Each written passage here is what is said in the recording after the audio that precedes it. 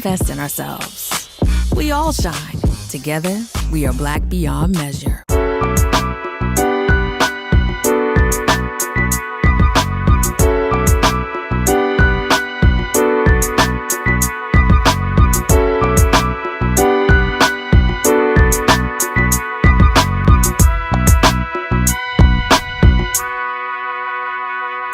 Hello, everyone, and welcome to A Balanced Life with Dr. Jacquie here at Black Star Network. Each and every week, we are bringing you content that is tried and true so that each of us can discover how to live a balanced life.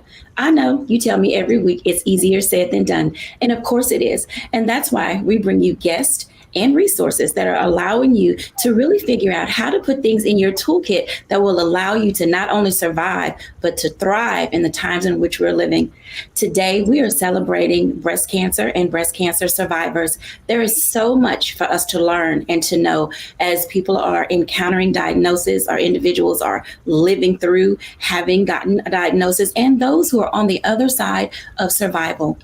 We're here today and are going to be joined by some very special guests. I'm excited to have our contributors today, Dr. Tierney, our Level Up Life Coach, Pastor J.T. Johnson, pastor of the Word Church, as well as a special guest, Dr. Hampton, who is our medical professional for today. I'm excited that she is with us. But in addition to that, we'll also be hearing from two families who are breast cancer survivor families. Yes, one person may get the diagnosis, but it is a family that is involved. We'll be joined today by the Nolans and the Sabaris. Hello, everybody. Welcome in. Hi, thank you for having us. I'm so glad that you all are here. I'm bringing all of you guys in because I want people to see your faces, because oftentimes we hear names, we follow each other on social media, but oftentimes we don't really put a name to a face, to a cause, or to a platform. And so as we're talking and engaging today as it relates to breast cancer, these are the individuals that will share their stories, that will warm your hearts, that will allow you to find hope in the midst of your story. At the top of this time we have together, I want to just have a one-on-one for a moment with Dr. Hampton. I think it's important that as we go into this conversation and dialogue, that we not only understand who she is and the work that she does, but that we all get a baseline for what it means to understand breast health. Hey, Dr. Hampton, how are you today? I'm good, thank you. Thank you for joining us. Can you share with us a little bit about who you are, what you do? And I know we're talking about Breast Cancer Month, but people get diagnoses all the time throughout the year. So share with us. So I'm Dr. Regina Hampton. I am a breast surgeon. I'm located in Prince George's County. In addition to that, I am the co-founder of Breast Care for Washington, which is a nonprofit organization that's dedicated to providing mammograms for women, regardless of their insurance status. And then I'm also the co-founder of Cherry Blossom Intimates, and we are a store that's focused on helping survivors to look good after their diagnosis and after their breast surgery. Now, the nonprofit work that you do, as well as in your medical profession, can you talk to us a little bit about why it's important that we understand breast health? We do a lot around awareness, but oftentimes people are just, oh, I'm going to go do a walk or I'm going to do a run, but they really don't hear that much about the survivor story and the role and the work of the medical practitioner in this space. What is the function of a doctor in your particular area of service? So for me, being a breast surgeon and a breast health expert, I'm usually the first person that people see, whether they have an abnormal mammogram or when they're diagnosed with breast cancer. So when they come in with me, then I'm the one who helps them to get in with a medical oncologist or radiation oncologist and really helps to build the team.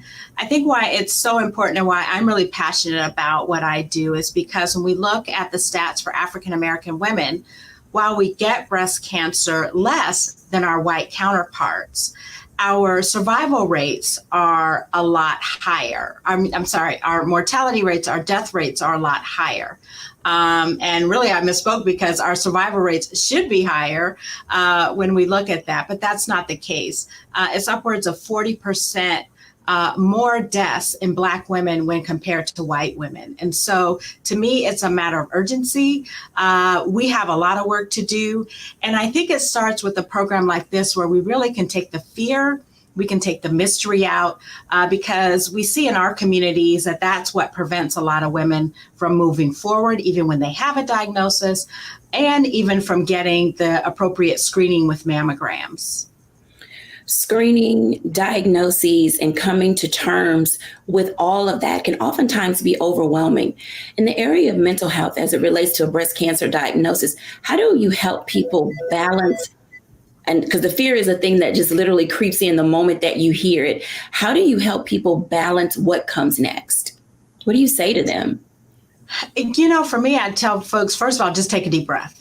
let's just take a deep breath because we're going to get through this together. And I think it really helps when they know that I can see them, I hear them, I can understand that they've probably been to other providers who did not hear or listen to what their symptoms were, or really understand that as a Black woman, she's younger than what we typically see in white women. And so it really just starts there with just that deep breath. And then for me, it's often more than just a diagnosis. I realize she's coming with, a handbag of multiple things: her family, her children, her work. She may be a caregiver. So I think it's treating the whole woman, because I tell women I can treat the cancer. That part I'm not worried about. But how do we get you through this so that you're whole, not only physically, but mentally as well? You bring up several really important parts, which is why we have Dr. Tierney here and Pastor JT, because it does take a village. And oftentimes there's that intersectionality between the medical care provider, the life coach, and the pastoral care. Dr. Tierney and Pastor JT, as we are in this first block, each of you has played a role in the lives of people. And medically, people hear a diagnosis. They're trying to figure out what their next steps are. And I would say, I would call my pastor first. So Pastor JT, I'm coming to you because, there is that space where we say, oh God, why is this happening to me? And then we go through all of these scenarios in our head. Did I do something wrong? Did I eat the wrong foods? Was I in the wrong space? How do you help people navigate how God sees what they're going through to get them to understanding that we're all in this together? Right. And we are all in this together. I believe that we start off with the exact thing that Dr. Hampton said. Take a deep breath, calm down, and in that moment, remember who you are and whose you are. It was even just real quick came to mind about the story when Lazarus was sick and word got to Jesus. And he said, okay, in a sense, calm down. This sickness is not going to be unto death. Well, we know how the story went, because when he got there, it was a little different than what he said. And it even moved him to tears. But when Mary and Martha came to him and said that, if you would have been here, things would have been different, it pushed him to move, and it pushed him to call Lazarus by name, and Lazarus came out. And I believe that in that moment, as we are dealing with the diagnosis, it's probably the worst day of anyone's life. No one wakes up in the morning and expects that this day I'm going to hear words that in this instance could be in immortality. But I believe that if you have a belief, as we are Christians, or if you believe in a higher power, that's when you tap into that connection. And in that moment, when Mary and Martha went to Jesus, we see prayer as getting on our knees, clasping our hands, and closing our eyes. But prayer is just a divine communication with your creator. So in that moment, they prayed and he answered that prayer.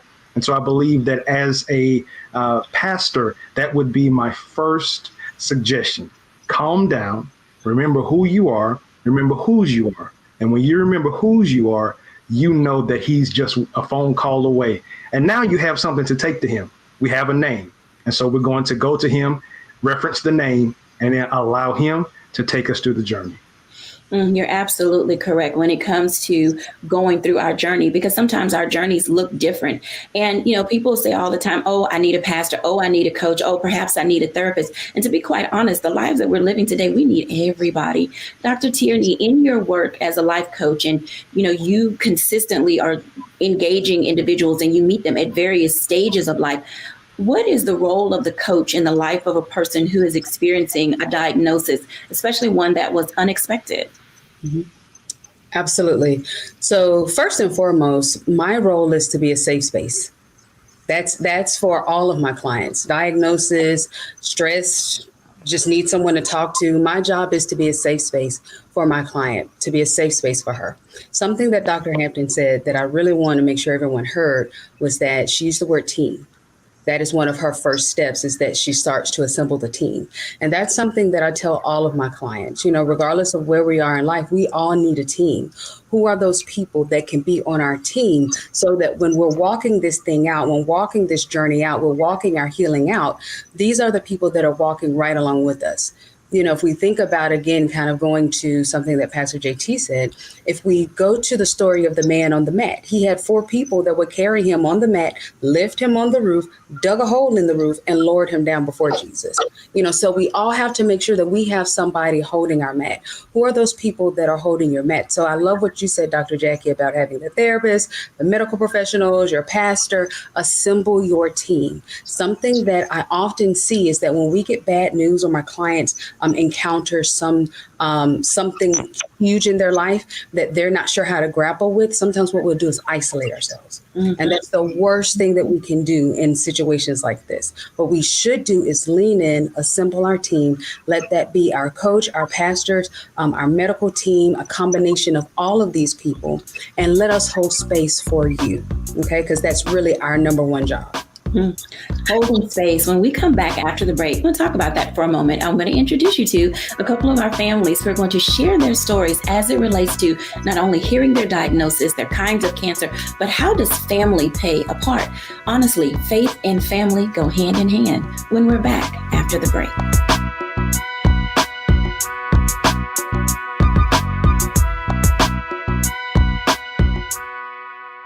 When we invest in ourselves, we all shine. Together, we are Black beyond measure. Hatred on the streets, a horrific scene, a white nationalist rally that descended into deadly violence. White people are losing their damn minds. As an angry pro-Trump mob storms the U.S. Capitol, we've seen shooting. We're about to see the rise of what I call white minority resistance. We have seen white folks in this country who simply cannot tolerate black folks voting. I think what we're seeing is the inevitable result of violent denial. This is part of American history. Every time that people of color have made progress, whether real or symbolic, there has been what Carol Anderson at Emory University calls white rage as a backlash. This is the rise of the Proud Boys and the Boogaloo Boys. America, there's going to be more of this. Here's all the Proud Boys, guys. This country is getting increasingly racist in its behaviors and its attitudes because of the fear of white people. The fear that they're taking our jobs, they're taking our resources, they're taking our women. This is white fear.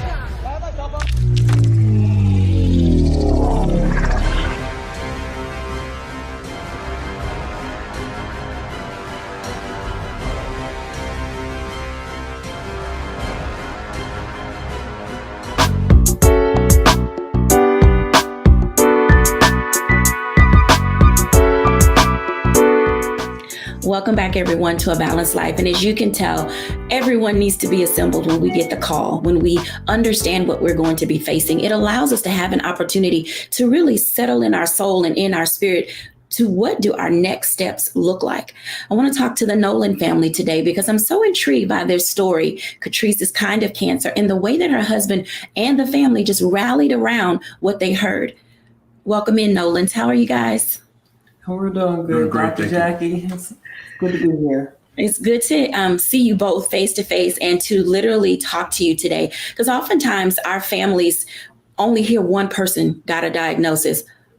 Catrice has cancer. Oh, my wife has cancer. But we never talk about the party, the family that's engaged and involved. And I love to hear, Catrice, about your journey, and Keith, about your role as the husband in all of this and how you approached and navigated and supported. So however either of you would like to start. I'll start with just some of the symptoms that I had.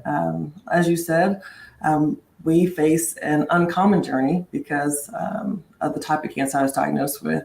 So back in January 2013, was playing with our young son, he was 3 at the time, just crawling around on the floor. And I looked down at my chest, and I thought that one breast looked slightly larger than the other. I looked at my husband. I asked him if he noticed a difference, and he didn't. Fast forward that evening, I stood in front of our bathroom mirror, and I knew for certain that there was a difference. And I asked him then, and he said yes, he completely saw a difference. The next morning, I called my family physician. She was not in the office that day. They asked if I wanted to wait to be seen, and I said, no, this is quite odd. I need to be seen that same day.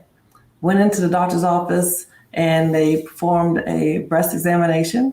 He said he did notice that it was swelling. It seemed warm to the touch, and had asked if I had nursed, and I had 2 years prior. And he said, well, that's quite odd. Typically, these symptoms we think as mastitis. And so he gave me an antibiotic, but he said, just to be sure, I'd like to send you in for a mammogram. And I said, absolutely, send me in. So at the age of 37, I went in for my very first mammogram, and it came back inconclusive. He said, you know what, even if you have that mammogram and there's nothing detected, I think you ought to be monitored by a breast surgeon. So 2 weeks later, I'd finished the antibiotics. I was trying to button my shirt, and my breast had swollen so much I couldn't button my shirt. And that's when I knew something was gravely wrong. I called that breast surgeon's office. They said that they didn't have availability for 2 months. And I told them that I don't think I had 2 months. My breast had swollen in 2 weeks' time to the point that I couldn't button my shirt. So I requested a different doctor. They got me in that same week. I had some difficulties getting to see the doctor. Finally, after some back and forth, the doctor walks into the office manager's office and said, taking one look at me, she thought I had inflammatory breast cancer. I had never heard of that before. So is that considered a rare form of cancer? Absolutely. Between 1% to 5% of those diagnosed with breast cancer will have this rare form and aggressive form of breast cancer that can't be detected until it's stage 3. Keith?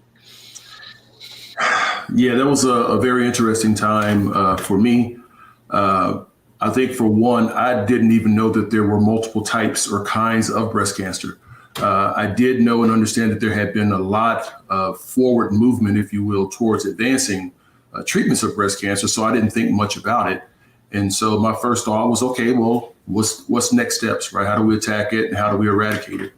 And then I think the next day after her test was performed, they came back and said, yes, in fact, you do have this rare form of cancer. And so we researched it, and the initial read was not one that was positive for me. The first thought that I had was, I'm going to watch my wife die.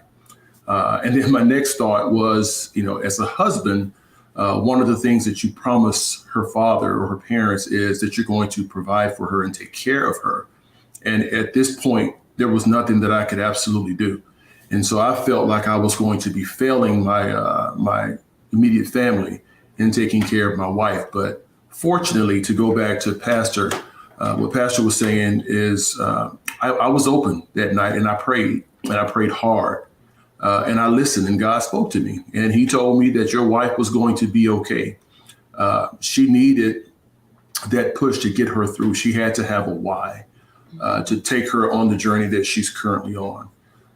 So I got up, I went to her side, and I told her, tonight we cry, tomorrow we attack. And that's where we left it. And then next day, we hit the doctor hard, and within a couple of days, she had begun treatment. I'd like to invite in Dr. Hampton, because you both alluded to persistence. Dr. Hampton, why is it important for patients who feel that something is not quite right with them to persist and continue to push forward to be seen? Well, because as I tell patients, you know your body better than I do. And so I think it's important for us to really listen to the patient and really take what they say into strong consideration. I know I've even had some patients who've had to talk me into moving forward whether there's a something we don't feel, something we don't see on the mammogram. But I've learned over the years to really listen to that patient and really to take their thoughts into consideration. And there have been times when I've been surprised by some of the findings just because we moved further. So I think it's important that women and men just find a provider who's going to hear you and listen to you. And we know that that can be a challenge, especially in our community. Speaking of that challenge, when a husband is involved, as Keith is involved, does that strike you as odd? Is it the woman that normally comes alone, or are more men engaged in the process as the family goes through this breast cancer diagnosis? I'm always just in awe of men. And I don't think we give them enough credit, because there often is behind that strong woman who's going through that diagnosis, there's an equally strong man who's holding her up. And we find it's a little challenging for the men, because men are fixers and they want to be able to take this away. But I always want men to know that sometimes just that hug and knowing that you've got their back is just so important. You don't have to always fix it. You can let me and my colleagues do the fixing, but to be there, I've just been in awe at men and how they stand by their women. So bravo to the men. Thank you for sharing those words of encouragement. Now, Catrice, you and both Keith have moved on to doing some things related to not only breast cancer awareness, but you're an author in that space and a coach in that space. How has your journey from breast cancer, being a survivor, evolved into helping others? So that journey evolved, because having been diagnosed with something so rare and aggressive, I noticed that I seemed to be more the exception and not the norm, and that I spoke so openly about what I was going through. And because I spoke about what I was going through during the diagnosis, the help that I needed seemed to come my way. That didn't seem to be the case for a number of the women who I eventually were finding out were going through a diagnosis. And some of them were being so silent about what they were going through. And some of those were unfortunately not getting access to the care that they needed. And so because of that, that journey led me to found an organization called findcancerhelp.com, also write a book, just because I felt like there's so many amazing resources available, but so many people just didn't know how to find them, didn't know how they could help their own individual cases. And so I've had so much support from my husband in a lot of these endeavors. Absolutely. Keith, are you involved in this journey in assisting husbands and spouses who also are on that side? I will be. We've started a blog. We haven't formally released any of the information as of yet, but yes, absolutely. I want the men to know that it's okay, and to go along with what the doctor said is it's okay. We don't have to fix everything. We know we want to, and that was part of what I tried to do. I actually prayed to God to give it to me, to let me run with that mantle. But I knew that was something that was not going to happen, and it was something that was needed for her to do what she was called here to do. So in lieu of the book that my wife wrote, we're again going to be continuing with the blog and some other things, and potentially having some group exercises to have those discussions, to let people know, hey, it's okay to sit back in the background and not necessarily try to be the one to fix the problem, but just work it out and assist where we can. Mm-hmm. Wow. Okay. So work it out and assist where you can. Before we go into our next blocks, can either of you share some tips on what that looks like? Because that's another phrase that's easier said than done, because sometimes people don't know how to take their hands off. And oftentimes they're engaged too much. And then sometimes they are totally like, I don't want anything to do with this. And then they're totally absent. What does that look like in real time? I think one thing it looks like is having family meetings. After diagnosis, our children were so young at the time, and we were trying to figure out how we're going to tell them. We just finally said, you know what, let's just sit down and have a family meeting, from the 3-year-old all the way up to the 11 or 12-year-old. And, Keith led the discussion and just started sharing with the kids what was going on. Yeah, it's, I think the worst thing that you could possibly do is keep it away from the ones that you love. You have to give them the knowledge and the insight and let them know what's going on and what's happening. Our kids, 2 of them really didn't understand it. Our oldest child did. But you also have to understand with sharing that information, there could potentially be some fallout from that. And our oldest did have some issues that surfaced from that. But fortunately enough, having assembled a strong team, we were able to get her some of the help that she needed to be able to express herself and get some of her fears, if you will, out of her system so that she could continue to grow and advance. Thank you all for sharing your story. When we come back after the break, we're going to talk to another family. I am so excited to bring to each of you this dynamic couple that will come to talk to us when we're back after the break.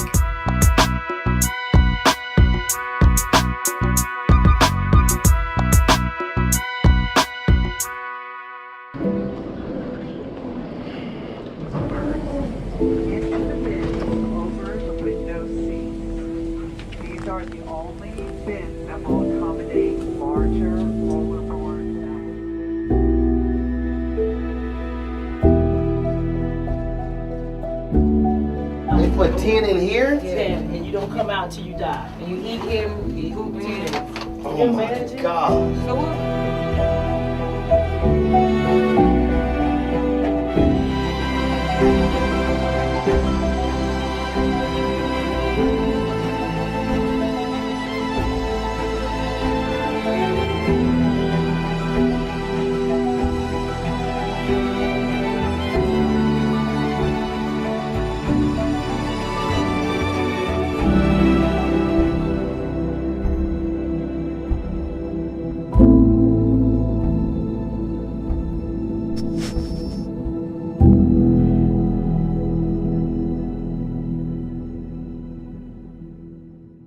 When you talk about blackness and what happens in black culture, we're about covering these things that matter to us, speaking to our issues and concerns. This is a genuine people-powered movement. There's a lot of stuff that we're not getting. You get it, and you spread the word. We wish to plead our own cause.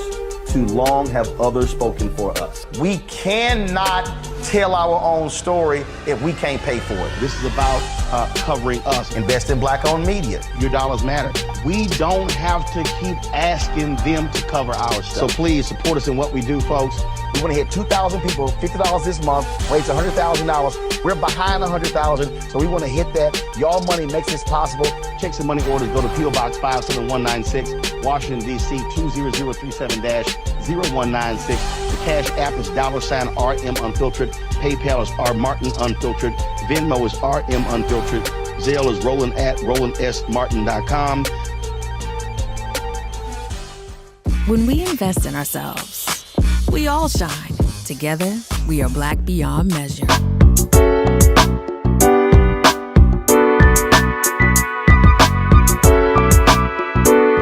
Welcome back, everyone, to A Balanced Life. And this month, we are talking about, on today's show, breast cancer, survivor stories, awareness, and engagement.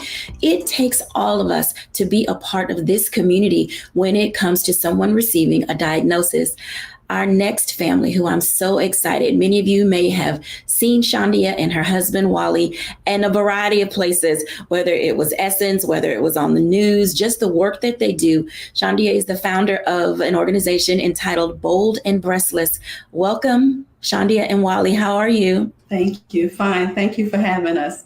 Oh, absolutely. I thoroughly enjoy talking to you each and every time. And then now to meet you, Wally, it's just an honor for me to share your story with all of our viewers to learn about not only, Shandia, your kind of cancer, the decision that you made regarding your cancer and your organization. So I'm going to let the two of you just jump right in, and Shandia, share your story. And then Wally, we of course want to hear, and you're a military man from what I recall.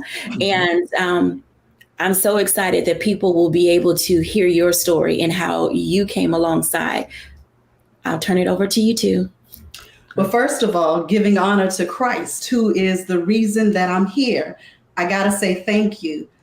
Because without him and him being in my life, I wouldn't be here. And then I got to say thank you to my fine husband, who God is the head of my life, but my husband is the head of our home. So I'm thankful to him, thankful to you, Dr. Jacquie, and everybody else that's on the show. 11 years ago, I scared the hell out of cancer. It took both of my breasts and left. I had no symptoms, no signs, nothing to suggest breast cancer. One day I was getting dressed, getting ready to go to the Dollar Tree. And because I believe in God, I know it's the Holy Spirit, something said you need to get a mammogram. And that next day I had an appointment scheduled with my GYN for my annual exam. And I told her, I said, you're going to think I'm crazy. I said, something said I need to get a mammogram. And so she asked me if I did a self-breast exam. I told her I did. I didn't feel anything.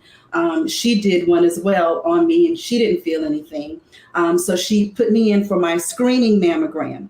I got my 3D screening mammogram, and then the next week I received a letter in the mail that said that there were some calcifications and changes in tissue, and that my breasts were densed. So I made the phone call, and the nurse told me that they were going to bring me back in for my diagnostic mammogram.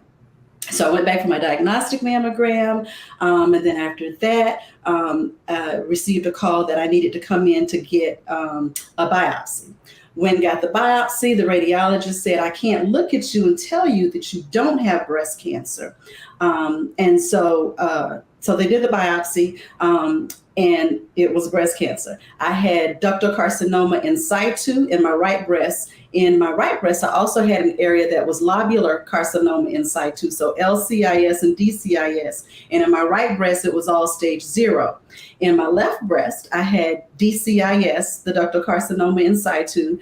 I had stages 0 and stage 1A. Thankfully, I did not have to do chemo or radiation. The type of breast cancer I had was ER and PR positive, estrogen and progesterone positive. My Oncotype DX score was a 7. And so that's the reason I didn't have to do the chemo and or the radiation. I had to take Femara, letrozole for 5 years. I had an amazing surgical oncologist. And we still remain very close to this day. She did my surgery. Now, I did not have to get a bilateral mastectomy, but because of the area where the cancer was in my left breast, which was near a blood vessel, I had to have that breast removed. But I decided, after praying and talking with my husband, because as much as I love him, and look at me, baby, now, as much as I love you, and as much as he loves me, I needed him to know that, the cancer did not affect my self-esteem. And I wasn't going to have him affect my self-esteem had he said he needed to have some breasts, because if he needed the breasts and not me, then what we have isn't real. So, I made the decision, chop them off. I wasn't going through anything that I didn't have to go through. And I say that to say, and that was my decision, because we all have our own journey. But for me, the most important thing for me was to get the cancer out of me, not to get any more breasts. I don't want nothing to look like a breast. And so I had the bilateral mastectomy, did not do reconstruction, do not wear prosthesis. I'm bold and breastless. I'm happy. I'm thankful, highly favored, and just so thankful for a second chance to be able to be a blessing to other people, because my journey wasn't just about me going through breast cancer. There's a purpose in my journey, and that's to give others hope and to inspire others and to let them know that regardless of any cancer diagnosis or whatever they go through in life, there is hope, because we're going to have pain in this world. We're going to make plans to do things in this world, and things are not going to always go the way we want them to go. But if we put our faith and our trust in God, we will make it. My grandparents raised me in a little small country town in Timmonsville, South Carolina. And my grandma used to always say, baby, whenever you go through something in life, you got to remember the number 3, because Jesus wept. And on the 3rd day, he rose. So whenever you go through something in life, you got to remember the number 3. You give yourself 3 days and you get up and you do what you got to do. And that's what I did. Now, that's a powerful story and a testimony. And I'm watching Wally's face because, you're a strong man, sir, military and all. And I know that you had been accustomed to certain parts of Shondia's life. And that conversation, How did that resonate with you? Because I can tell by her passion that you understood where she was coming from when she said she was not going to do any reconstructive surgery. But as a man talking to other men, how do you help them reconcile not only the cancer diagnosis, but not having reconstructive surgery? Well, the way I look at it is I did not marry her breast. I married Shonda.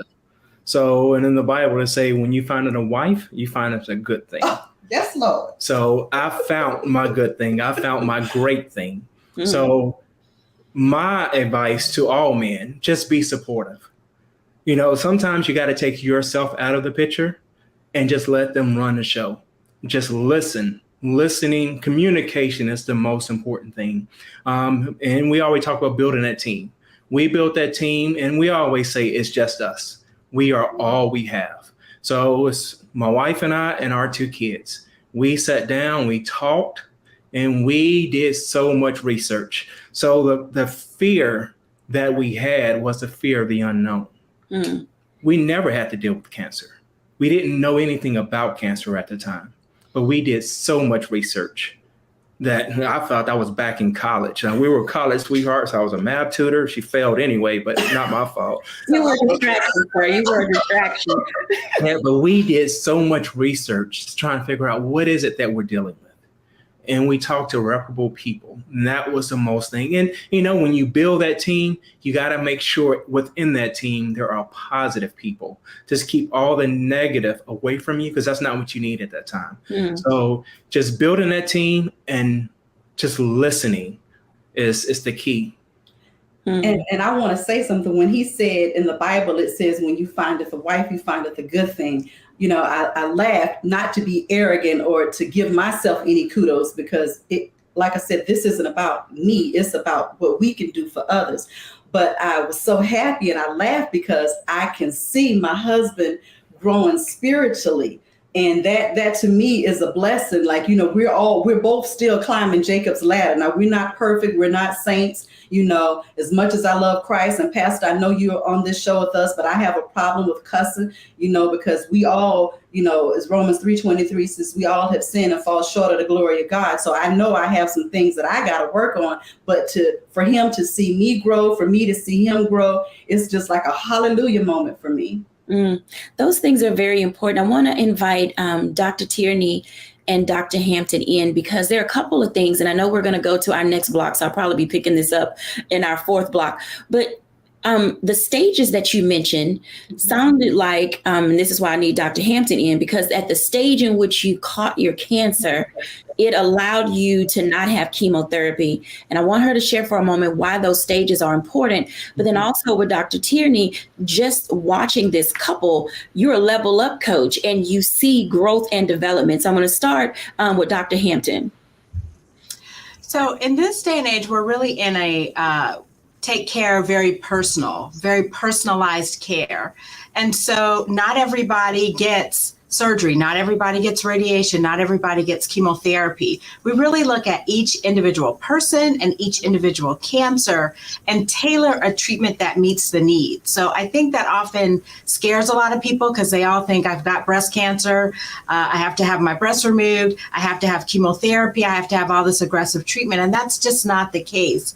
You know, thankfully, when you have a very early diagnosis, you have more options on the table. And it's not a one size fits all. Absolutely. Dr. Tierney, watching families go through things together, how does that fit into the dynamic of leveling up your life and watching people take on processes that they've never taken on before? Absolutely. So first and foremost, when I tell you I've just being able to watch you, Shonda and Wally, I was just sitting here going, yes, yes, and yes, being able to see how you guys join together as a team, how you're sitting here now laughing and enjoying each other. That's the beauty of what happens on the other side of it. I often tell my clients that not every problem means our peril. Sometimes problems come, they come to shape us. They come to make us better. They come to make us stronger. And basically what you said, you're able to see each other grow in your walk with Christ, in your internal strength, in your maturity level. And so making sure that as we're going through the different things that we encounter on this journey, that we keep that right perspective, that we keep that positive focus and we say, okay, what can I learn from this? How is this making me better? What else can how else can I grow as a person? Keeping those positive people on the team that's looking for that silver lining in the midst of everything that's happening, knowing that all things work together for our good, that this will be part of our story. This will be part of the testimony, and so that's a really, really important piece to hold on to as you're moving through life, as you're going to that next level. There will be challenges. There will be things that come against us. Maybe it's not breast cancer for you. Maybe it's a financial, something. Maybe it's another health ailment. Maybe it's some family dynamic, but there will be something that comes along. But remembering that those are the things that really are the king makers and the queen makers. Those are the things that really make a marriage really come together and bond together. So if you look at it from that aspect, there's nothing that you can't tackle. With God's help, there's nothing you can't do. I love that. And thank you for the segue, because when we come back after the break, we're going to talk about those vows for a moment. Yep, I said it. There's something in those vows that's called in sickness and in health when we're back after the break.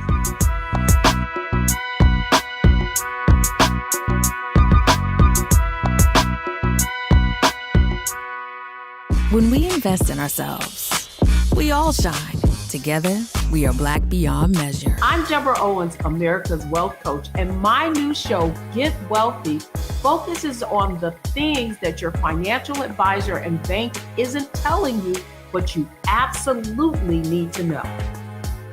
So watch Get Wealthy on the Black Star Network.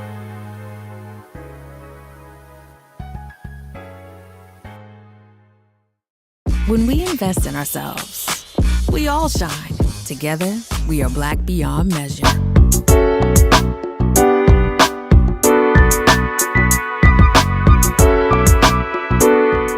Welcome back, everyone, to A Balanced Life. And as you can tell, our hearts have been warmed by the stories that we've heard today. It gives us an opportunity to figure out how to balance what it is we're facing. And oftentimes, when it happens in relationship, in married as a couple, there's this part of our vows that says in sickness and in health. And I want to talk to Pastor JT about that for a moment, because I have seen some couples not make it when we got to the in sickness and in health part. Pastor JT, we say these vows and we mean them at the time that we're standing in front of you or someone like you at the altar. And then all of a sudden, life. Talk to us about the role of staying with your vows in sickness and in health. Wow. Staying with your vows in sickness and in health. Kind of going back to our previous segment, when that brother started quoting the King James Bible, I know that the Lord had spoke to him. He say, when a man findeth a wife, he findeth a good thing. I think a lot of times, especially in today's day and time, we have a lot of people that put more effort and more time in the wedding, and they're not prepared for the marriage. Because we spend time figuring out what color we're going to wear. We spend time on venue, who's going to be the caterer, who's going to be the photographer. And then we say, I do, but then we're not prepared for when life says, I bet you won't.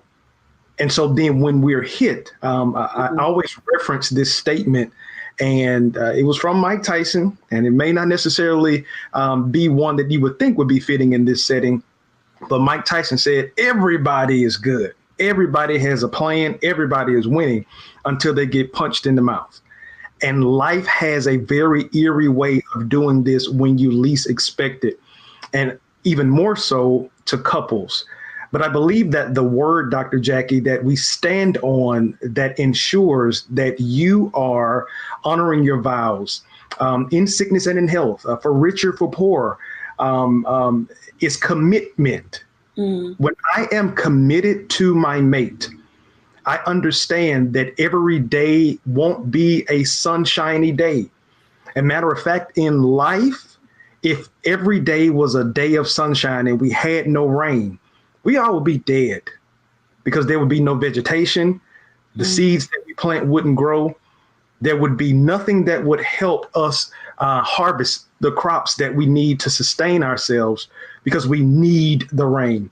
Matter of fact, I made a point when I was preaching recently, and I talked about the valley and how so many of us, we run past our valley moments because everybody is on a quest to get to the mountain. But have you ever noticed that on the mountaintop, it's nothing but a rock? You can't plant nothing. No vegetation grows there. The valley is that place of moisture. The valley is that place where seeds are planted and you're able to grow. Yes, the valley may be full of struggle. It may be full of hurt. It may be full of pain. But the valley is what develops the character in you. The valley is what develops and pulls out of you things that you didn't even know that you had, that prepares you for your next mountain. Because what we don't understand is we live in between mountain to mountain. And that valley prepares us for the next mountain, because it was a valley that you went through that you may have experienced in your 20s. But if you didn't go through that valley, you would not have been prepared for the valley that was coming up when you got to your 30s. And so as we are seeing today, many people are looking at relationships like we look at appliances at Walmart. You can use the appliance. You can air fryer, you can use the microwave, you can do whatever you want to. And when you get tired of it, you can take it back. And that's how a lot of people are viewing relationships. But I promise you, those that can weather the storm and that are committed to those vows, committed to that person that's laying next to them, and more so committed to the God that brother, you know that God is going to get you through and he's going to see you through. So not to be super biblical and not to get too preachy in this moment, but if the body, the church, is the bride, it makes sense as to the reason why couples are fought and they are attacked the way that they are, is because in this world, a successful couple is a mirror image of the relationship that God has with his church. So if we can just weather it through, continue to push through, continue to pray through and pray for each other, and don't find a way to pray on each other, even in the midst of that storm, there's going to be a silver lining, because if we don't ever have the rain, we'll never get the rainbow. Let me tell you, covenant marriage matters, and being in relationship, being married to the person that God sent for you to marry is important, because we will all go through storms. I want to invite everybody back in, because I oftentimes like to leave the show with things that we've learned. I think that it's important that sometimes our audience, I'm not saying that y'all have difficulty putting the things together. What I'm saying is oftentimes when we do a show like this, we learn so much, we hear so much that oftentimes we can't connect the dots. I'd like to kind of do a round robin where everybody would go around and say something that they've learned through their journey. I think that it helps our audience put their balanced living toolkit together so that when they are facing a storm, or when they're a part of a village that's asked to step in to someone's storm, that they know exactly what they need to do. So I'm going to start with the Nolans. You can do it together or you could do it separately. What have you learned? I guess for me, the biggest takeaway was to not be afraid to ask for help. It's okay to struggle through, but when you're struggling through by yourself, it takes a large toll on your mental capacities, right? Because you get the stress. You're worried about the kids, you're worried about the house, you're worried about any and everything that can go wrong, because you want all the positive energies to flow to that individual who's dealing with that situation. And so that was something I had to live for nearly a year, and it took a large toll on my mental health. And so it's okay to ask for help, but it's also okay to take time for yourself. You do need a few moments here and there to be able to relax, to release, and to just get away from that environment for a little bit. Katrina? I'll just quickly add that it's important to surround yourself with those who love you and even surround yourself with the other couples, right? You need some shoulders to lean on. And sometimes the shoulders that we have, the weight is heavy, and you sometimes have to, rely on, your parents or other couples to help get you through. And in our case, both of our parents have been married for 50, 40 plus years. And so, we had that example of how to get through those valleys and to the mountaintop. And so we leaned on them quite a lot during that period. Absolutely. Dr. Hampton. Yeah, I think I want to leave people with the thought that, cancer cells, they're bad cells, but you can have great outcomes. And I think we've heard some great and inspiring stories of how these bad cells have been removed, eliminated, and destroyed. And these women and men along with them have had great outcomes. So I think we need to really change the discussion in our community, especially the Black community, and realize things have changed. This is not your grandmother's cancer. Let's look at what the options are today. Hear from your providers. Surround yourself with people who love you, who are going to support you, and move forward through this. Don't let it stop you. Move through it. Dr. Tierney. So one thing that I've learned in listening to our amazing families today is that there are different types of cancer, different types of breast cancer, that I didn't know. And so what that made me think of is the fact that if you are part of being invited into being a part of someone's team that is facing this diagnosis, make sure that you are taking the time to be compassionate, that you are listening to the person. Just because you might have known someone that had breast cancer, or you yourself had breast cancer, it might be a different type of cancer or breast cancer. The family dynamic may be completely different from yours. So make sure that we're not just giving unsolicited advice or different things that we may be meaning well, but might be hurtful. So make sure that we are taking the time to listen to the people that are inviting us to be a part of their support system. Absolutely. Wally and Shandia. I'll go first, you can finish it. So what I learned is there's different journeys. Everyone has their own journey, but support is key. Just being there and supporting either your mate or whoever it is, just that support is key in pushing through. Shandia. For me, two things. Don't take God for granted. Number two, have a meaningful relationship with your medical team. I love that. Pastor JT. Well, one of the things that I learned, and I'll pull it from both of our amazing couples, they weathered a storm, but now they're coming out as meteorologists. They're navigating other people through their storms. And I would suggest to and encourage anyone that's watching this, while you may not have gone through cancer, you've survived something. Open up. Share your story because it's somebody that may be going through the very same thing that you're going through, and your words of encouragement or them just seeing the face of a survivor may give them the push that they need to keep on going. Absolutely. Thank all of you for sharing your stories. When we're back after the break, I'll give my reflection.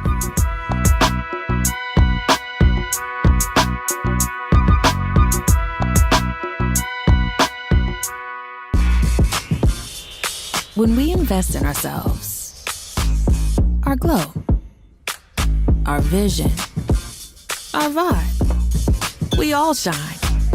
Together, we are Black beyond measure. Folks, Black Star Network is here.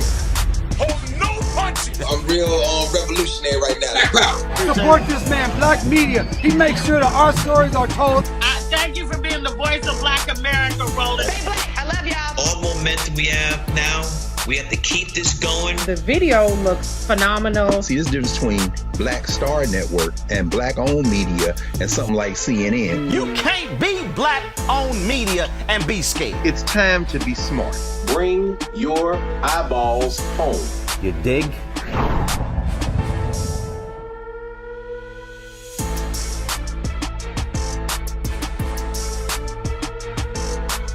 When you talk about blackness and what happens in Black culture, We're about covering these things that matter to us, speaking to our issues and concerns. This is a genuine people-powered movement. There's a lot of stuff that we're not getting. You get it, and you spread the word. We wish to plead our own cause. Too long have others spoken for us. We cannot tell our own story if we can't pay for it. This is about covering us. Invest in Black-owned media. Your dollars matter.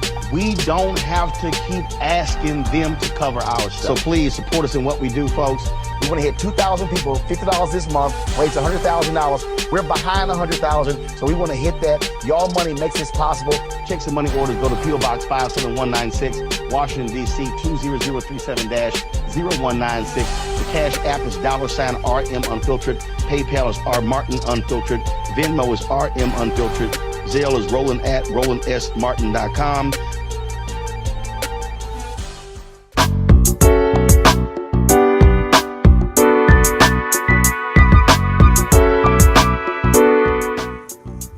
Welcome back, everyone, to A Balanced Life. And as you can tell, there are tips and tools that are out there for the situations that you are facing. In October, we talk a lot about breast cancer, breast awareness, breast health, getting out and doing walks and making ourselves available to people who are in need. But once this month is over, there are going to be people who have gotten a diagnosis, and it will continue to go on and on and on and on. But with that, we know that we have a hope and a help. It behooves each of us to discover where our strength comes from and to rest and rely not only on that, but to lean into other people who have been on the journey that we are about to face. Don't be afraid to ask for help. Allow yourself and give yourself grace to feel open and vulnerable and transparent so that you can receive the care and support that you deserve. We're all in this together, and I'm grateful that we do have each other. Thank you all for watching today. Bye now.